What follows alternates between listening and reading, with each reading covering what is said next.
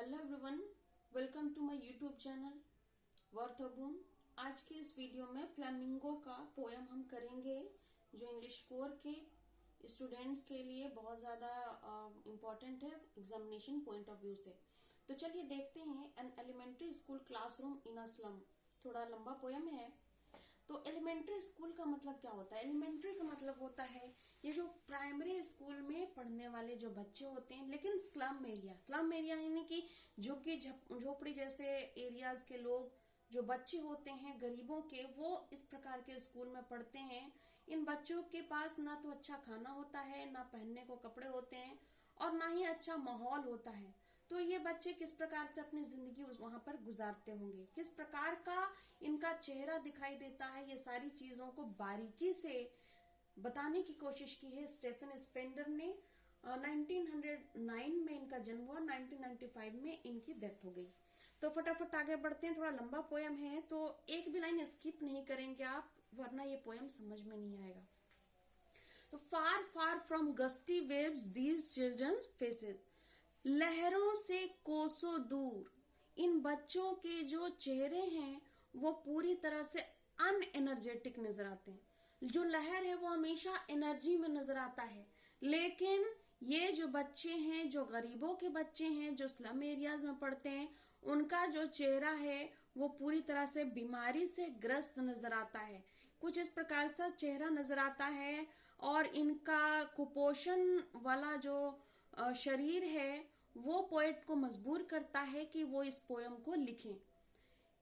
आप देख सकते हैं लिखा है नेक्स्ट लाइन में कि like rootless weeds the hair torn round their pallor, इनका जो चेहरा है वो पूरी तरह से पीला नजर आता है, और ऐसा लगता है जैसे खरपतवार के जो पौधे हैं जिनको उखाड़कर हम फेंक देते हैं, ठीक उसी प्रकार से ये बच्चे जो हैं वो इस स्कूल के क्लासरूम में बैठे नजर आ रहे हैं।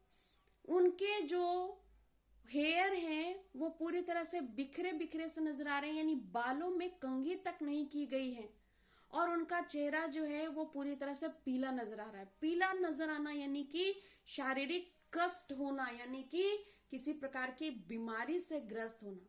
यह है पौधा वीड, यानी कि जो यूजलेस घास होते हैं उसको हमने दर्शाने की कोशिश की है। वीड्स का मतलब बहुत सारे बच्चे नहीं जानते, इसलिए हमने यहाँ पर पिक्चर का यूज किया है। ये स्लम एरियाज के क्लासरूम में पढ़ने वाले जो बच्चे हैं, उनका जो चेहरा है, उनके जो बाल हैं, और वो इस फोटो में साफ साफ हम इमेजिन कर सकते हैं कि किस प्रकार से इन बच्चों का कोई भी केयर टेकर नहीं, यानी कि जो इनके पेरेंट्स है वो इतने गरीब हैं कि इन्होंने इनके बालों पर कंघी भी कर नहीं रखी है, ऐसे ही भेज दिया बच्चों को कि जाओ। और भारत में तो ज्यादातर जो बच्चे होते हैं वो मिड डे मील खाने के लिए आते हैं। तो कुछ इसी प्रकार का माहौल होता है गांव के स्कूलों में भी। जो स्लम एरियाज के बच्चे हैं उनके बारे में कहा गया है कि पहली बच्ची जो यहाँ पर इस पोयम में दर्शाई गई है वो है tall girl with her way down head.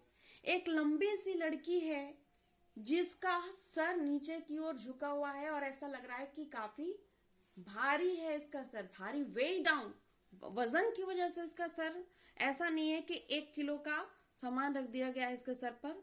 यानी कि ये इतने गरीब हैं कि एक टाइम खाना खाते हैं, दूसरे टाइम खाने को तरसते हैं ये बच्चे, और बहुत सारी समस्याओं से, टेंशन से भरा हुआ है इसका सर। कुछ बातें वो सोच रही हैं अपने घर के बारे में या अपने फ्यूचर के बारे में, जो भी वो सोच रही है वो पूरी तरह से अपने सर झुकाकर बैठी हुई है। द पेपर, देखिए एक पिक्चर पहले देख लेते हैं कि ये बच्ची कैसी है। बच्ची जो है वो पूरी तरह से बैठी हुई है क्लासरूम में, लेकिन उसका सर नीचे की ओर झुका हुआ है, और पोएट ये दर्शाने की कोशिश करते हैं कि ये जो बच्ची है वो पूरी तरह से कुछ सोच रही है। आगे बढ़ते हैं। The paper swimming boy, the paper swimming boy with red size, पहली बच्ची का जिक्र किया हमने जिसका सर झुका हुआ था, और दूसरे बच्चे का जिक्र हम कर रहे हैं जो कि एक लड़का है जिसकी आंखें चूहे जैसी आंखें हैं, यानी कि छोटी छोटी आंखें। लेकिन आंखें छोटी छोटी होने से क्या होगा, आंखों में हलचल दिख रहा है, यानी कि वो अपनी जिंदगी को कुछ अलग तरीके से जीना चाहता है। द स्टंटेड अनलकी आयर, लेकिन बावजूद इसके वो एक अनलकी आयर है। अनलकी, लकी मतलब भाग्यशाली और अनलकी का मतलब होता है दुर्भाग्य। दुर्भाग्य से उसको विरासत में कुछ मिला है जो कि पूरी तरह से ट्विस्टेड है। क्या मिला है भाई विरासत में? तो उसके जो हड्डियां हैं शरीर की, उनके पैर की या हाथ की, वो पूरी तरह से मुड़े मुड़े हैं। रिसाइटिंग अ फादर्स नाल डिजीज, ऐसा लग रहा है जैसे कि विरासत में इसको ये खानदानी बीमारी मिली है।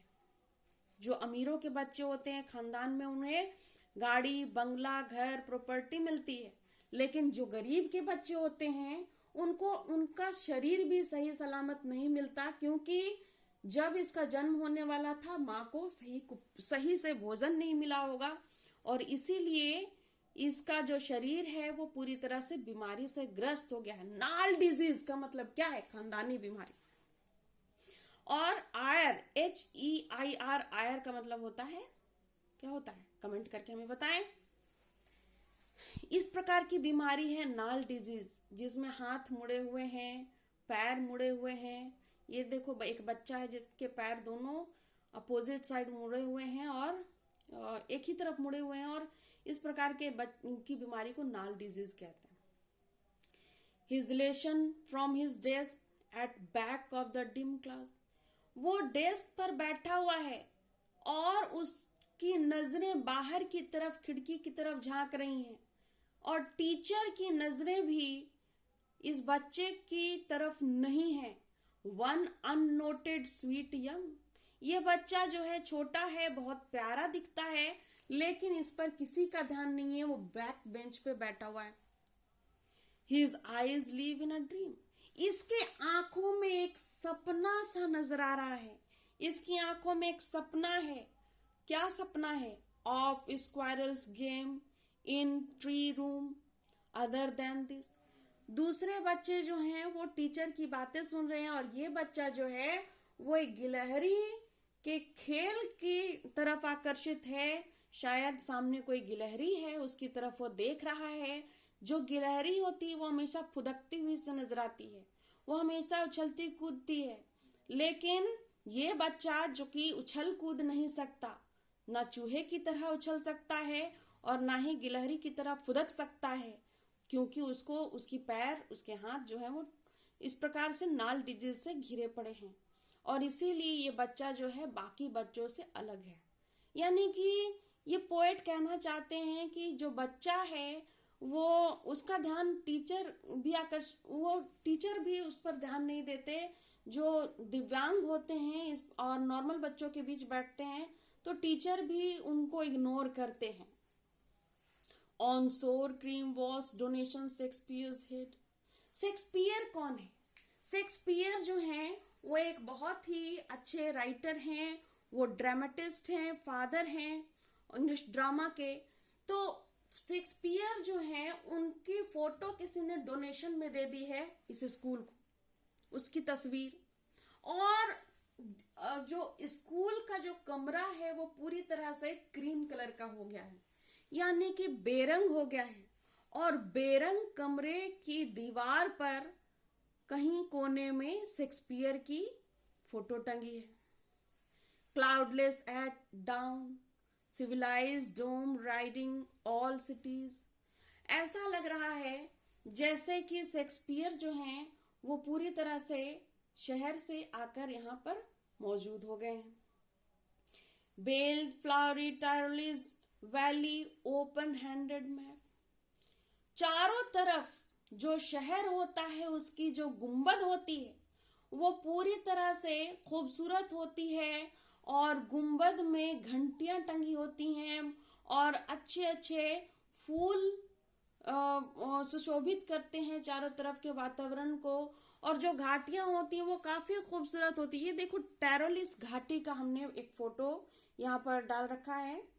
Awarding the world it's world, ये संसार और वो संसार जो शेक्सपियर का संसार है वो एक दूसरे से काफी अलग है। येट फॉर दिस, उसके बावजूद भी हम लोगों को हर जगह पर शेक्सपियर की पढ़ाई करनी पड़ती है, उनके ड्रामाज, उनकी स्टोरीज और उनके पोएम्स को पढ़ने पड़ते हैं। Children these Windows not this map there world, ऐसा लगता है जैसे कि पूरा जो संसार है वो शेक्सपियर को पढ़ता है, और शेक्सपियर जो है वो पूरी दुनिया में अपना नाम रोशन करते हैं। हर जो देश है वो शेक्सपियर का नाम जानता है। ये बच्चे जो हैं वो इतने कलंकित हैं, इतने पीछे हैं अपने इस संसार से कि जो जिस जगह पर वो रहते हैं उस जगह पर दीवार पर कहीं वर्ल्ड का मैप भी टंगा हुआ है, लेकिन इस दुर्भाग्य की बात यह है कि वर्ल्ड के मैप में कहीं भी इनके गांव का या जिस जगह पर वो रहते हैं उसका जिक्र नहीं है। वर्ल्ड मैप है भाई, पूरे संसार को छोटे छोटे रूप में यहाँ पर दर्शाया जाता है, तो इन एलिमेंट्री स्कूल्स को क्यों नहीं दर्शाया गया, इनकी जगहों को, इनके गांव को क्यों नहीं दर्शाया गया इस पोयम में, ये पूछते हैं हमारे poet Stephen Spender. Where all their futures painted with a fog, ऐसा लगता है जैसे कि जिस प्रकार से कोहरा चारों तरफ छाया रहता है तो हमें आगे की चीजें दिखाई नहीं देती, इनकी जिंदगी भी कोहरे से पेंट कर दी गई है ताकि इन्हें समझ में ही नहीं आए कि दुनिया कैसी होती है। And narrow street sealed in with a lead sky, ये आसमान की चमक को तो देख लेते हैं, नीले नीले अंबर को देखते हैं, लेकिन कहाँ खड़े होकर, अपनी तंग गली के गलियारे में खड़े होकर। Far far from rivers capes and stars of words, इनको आसमान दिखाई देता है और तंग गलियां नजर आती हैं, लेकिन इनकी नजरों से काफी कोसों दूर है क्या, reverse capes and stars of words, यानी कि नदियां, पहाड़ और बाकी की सुंदर चीजें इनकी नजरों से कोसों दूर हैं, क्योंकि झुग्गी झोपड़ियों में क्या नजर आता है, सिर्फ और सिर्फ गंदगी का अंबार। Surely Shakespeare is wicked, the map a bad example, निश्चित तौर पर शेक्सपियर एकदम गंदा इंसान था, बिल्कुल शैतान था वो। क्यों शैतान था, क्यों बदमाश था वो, क्योंकि शेक्सपियर ने कभी भी इन बच्चों के बारे में कोई भी शब्द नहीं लिखे। शेक्सपियर भले ही फादर ऑफ ड्रामा है, लेकिन इन्होंने कभी भी बच्चों के ये स्लम एरियाज के बारे में नहीं लिखा, क्योंकि वो हमेशा रोमांस की चीजें लिखते थे और फीमेल्स के बारे में लिखते थे। अगर आपको पता है कि शेक्सपियर का जन्म कब हुआ था तो कमेंट बॉक्स में कमेंट करके हमें जरूर बताएं कि शेक्सपियर का जन्म कब और कहाँ हुआ था। आगे हमारे पोएट जो है स्टेफन स्पेंडर, वो कहते हैं कि map a bad example, Shakespeare तो बदमाश था ही क्योंकि कभी भी गरीबों के बारे में उसने नहीं लिखा, और जो मैप है वो भी एक बहुत ही बैड एग्जाम्पल है। मैप बैड एग्जाम्पल क्यों है भाई, मैप में ऐसी क्या खराबी है, क्योंकि इनके स्लम एरियाज का नाम कहीं भी यहाँ पर इंक्लूड नहीं है, और शेक्सपियर जो है शैतान थे क्योंकि कभी भी इनके दुख के बारे में इन्होंने नहीं लिखा। चलिए आगे बढ़ते हैं। With ships and sun and love tempting them to steal, Shakespeare ने हमेशा जहाजों के बारे में लिखा, सूरज, उगते हुए सूरज के बारे में लिखा, प्यार के बारे में लिखा, और इनकी कहानियां सुनकर बच्चे जो हैं वो ललायित होते हैं कि काश उन्हें भी शिप्स और सन्स देखने का मौका मिलता, और वो इन चीजों को अपने सपने में ही चुराते हैं। हकीकत में तो इन्हें कुछ भी नहीं मिल सकता, ना सन मिल सकता है और ना ही शिप मिल सकता है। आप देख सकते हैं फोटो में सन एंड शिप। आगे बढ़ते हैं। For lives that slightly turn in their cramp holes, अब इनकी जो जिंदगी है इन तंग गलियों में ही पूरी तरह से बीत चुकी है। अब तक जो जिंदगी इन्होंने जिया है, उनकी लाइफ जो टर्न हुई है, इन कचरों वाली जगहों में ही ये रहते हैं, और इनका एरिया जो है वो बिल्कुल छोटा सा है, एक होल के समान, क्रैम्प होल, एक छोटा सा छेद के समान घर में ये रहते हैं। From fog to endless nights, और ऐसा लगता है जैसे कि इनके दुखों का कभी अंत ही नहीं होगा। इनकी जो रातें हैं वो अंधेरी होती हैं और इनका दिन भी अंधार में ही होता है, और ये कूड़े से ढके होते हैं। On their slag heap these children, क्या इन कचरों के ढेर में ही इनकी जिंदगी गुजरेगी? अनंत रातें, यानी रात आती जाती है और सुबह आती है, और सुबह हम अगर दुखी होते हैं तो सुखी भी हो जाते हैं। लेकिन इन बच्चों की जिंदगी में क्या कभी कचरों के ढेर के अलावा कुछ और भी आएगा? Wear skins peeped through by bones and spectacles of steel. इनके शरीर में कपड़े कम होते हैं और इन कपड़ों से, इनके पतले शरीर से हड्डियां जो है वो झांकती हुई नजर आती है। पीप मतलब झांकना। और अगर इनकी आंखें खराब हो जाती हैं तो वो स्टील के चश्मे पहन लेते हैं, यानी कि टूटे फूटे चश्मों से ही ये काम चलाते हैं। यानी कि इनकी आंखें जो हैं वो गरीबी को देखते देखते पथरा सी गई हैं, और इन्हें पता है कि अब इनकी जिंदगी में कोई नया सवेरा नहीं होने वाला है। With मेंडेड glass like bottle beads on stone, कह रहा है कि जैसे कि किसी टूटे हुए चश्मे को हम लोग अगर जोड़ते हैं तो छोटे छोटे टुकड़े यहाँ पर पार्टिकल्स के रूप में नजर आते हैं। ठीक उसी प्रकार से इनकी जिंदगी भी इन टुकड़ों में बटी पड़ी है। All of their time and space are foggy slum, इनका जो समय है और इनकी जो जगह है वो इसी प्रकार से फॉगी स्लम में, यानी झुग्गी झोपड़ियों में गुजरती है। इनके मिट्टी के घर जो होते हैं और झुग्गी झोपड़ी में रहने की जो इनकी आदत पड़ गई है, आप देख सकते हैं इस फोटो में कि किस प्रकार से वो बाहर की तरफ झांक रही है बच्ची, लेकिन बाहर कितनी दूर तक इन्हें नजर आएगा? बिल्कुल। So blot their maps with some as big as doom, इनको ये जो झुग्गी झोपड़ी वाला एरिया है वो उतना ही नजर आता है जैसे कि इनकी जिंदगी में पूरी तरह से जो जिंदगी है वो जन्नत है। ये उनकी जिंदगी, उनको ऐसा लगने लगा है जैसे कि यही जो दुनिया है वो इतना ही है और इसके आगे कोई मैप वो नहीं जानते, और मैप तो इनके लिए धब्बा है।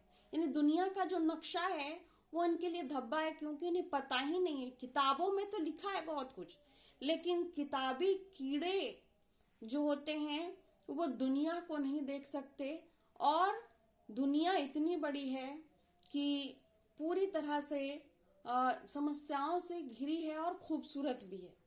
तो दुनिया हर तरह की है, लेकिन इन बच्चों के नसीब में सिर्फ और सिर्फ जो झुग्गी झोपड़ियां और गलियारियां और समस्याएं हैं, कुपोषण है। पोएट यहाँ पर कहते हैं कि unless governors inspector visitor this map becomes their windows and these windows, जब इनकी किस्मत तब तक नहीं बदल सकती जब तक कि गवर्नर, इंस्पेक्टर और बड़े बड़े जो अधिकारी हैं वो इनकी जिंदगी में एक रोशनी लेकर नहीं आए। इनके स्लम एरियाज में बार बार अगर वो विजिट करेंगे तो ही इनका जो एरिया है वो डेवलप हो पाएगा और मैप में इनका नाम आ सकेगा, वरना वो अपनी झुग्गी झोपड़ियों के खिड़की से ही बाहर झांकते हुए नजर आएंगे। That shut upon their lives like catacombs, catacombs का मतलब होता है कब्र। इनका जो घर है वो पूरी तरह से खिड़कियों से बंद है और एक कब्र के समान है। कब्र की तरह घरों में ये रहते हैं। Oh break open till they break the town. Poet यहाँ पर ये कहना चाहते हैं कि तोड़ दो इनके इन खिड़कियों को और दरवाजों को और इन्हें खुले आसमान में उड़ने दो। ओपन कर दो, उन्हें खुली दुनिया में सांस लेने दो, इन्हें शहर की तरफ लेकर चलो ताकि ये किताबी ज्ञान से कहीं ज्यादा ज्ञान अपने आप में अर्जित कर सकें, और उन्हें खुली दुनिया में सांस लेने दो, क्योंकि ये भी बच्चे हैं, गरीब के बच्चे हैं। तो क्या हुआ, इन्हें भी बहुत सारी चीजें दुनिया में देखने का हक है, और ये हक इन्हें कौन दिला सकता है? जब तक हमारे पोएट का कहना है कि जब तक ये गवर्नर, इंस्पेक्टर और ऊंचे पदाधिकारी इन बच्चों का संज्ञान नहीं लेंगे, तब तक ये बच्चे जो हैं वो इसी तरह से जन्मते रहेंगे और मरते रहेंगे। गरीब गरीब होते जा रहे हैं और अमीर होते जा रहे हैं, और इन बच्चों की जिंदगी और इनके जो पहले इनके माता पिता की जिंदगी में किसी भी प्रकार का कोई भी अंतर नजर नहीं आ रहा है। पोएट कहते हैं कि अगर अधिकारी, गवर्नर और बड़े बड़े जो लोग हैं वो इन बच्चों को ग्रीन फील्ड में लेकर जाएं और इन्हें दिखाएं कि दुनिया ऐसी होती है, तो जाकर इनकी जिंदगी में एक नई रोशनी आएगी। And show the children to green fields, इन बच्चों को हरियाली देखना है, ना कि गंदगी वाला वातावरण। और ये दुनिया में आए हैं तो उन्हें अच्छी जिंदगी जीने का भी हक है। इन्हें दौड़ने दो, इनको झुग्गी झोपड़ी से बाहर निकालो और इन्हें नीले अंबर के नीचे सुनहरे जमीन पर दौड़ने दो और इन्हें एक खूबसूरत सा जुबान दो। Run azure on gold sands and let their tongue. Run, इन्हें दौड़ने दो अज़्योर, अज़्योर का मतलब होता है नीले आसमान के नीचे, सुनहरे बालुओं पर, और इन्हें एक जुबान दो, इन्हें बोलना सिखाओ ताकि ये भी अपनी जिंदगी को खुशी खुशी जी सके। Run naked into books, the white and green leaves open, history theirs whose language is the sun। यहाँ पर पोएट ये कहना चाहते हैं कि इन्हें सिर्फ किताबी कीड़ा बनाने से कोई फायदा नहीं है जब तक इन्हें प्रैक्टिकल नॉलेज नहीं मिलेगा। अगर आप किताब में किसी चीज को पढ़ते हैं और उसको सामने रूप में देखते हैं, अगर ताजमहल के बारे में आपने पढ़ा और ताजमहल को सामने से जाकर देखेंगे तो आपको ज्यादा नॉलेज होगा। तो पोएट यही कहना चाहते हैं कि किताबों की दुनिया से अलग इन्हें एक बार इनकी जिंदगी जीने दो, क्योंकि इतिहास वही रचते हैं। History theirs whose language is the sun, जो बोलना सीखते हैं वही इतिहास रखते हैं और सूरज की तरह तेज चमकते हैं। अगर आपको ये पोयम बिल्कुल भी समझ में आया हो तो हमें कमेंट करके ज़रूर बताएं, और नहीं समझ में आया हो तो भी बताएं। और अगर अच्छा लगा हो तो शेयर करें, सब्सक्राइब करें और कमेंट तो ज़रूर करें, क्योंकि आपके एक कमेंट से हमें बहुत मोटिवेशन मिलता है। Thank you.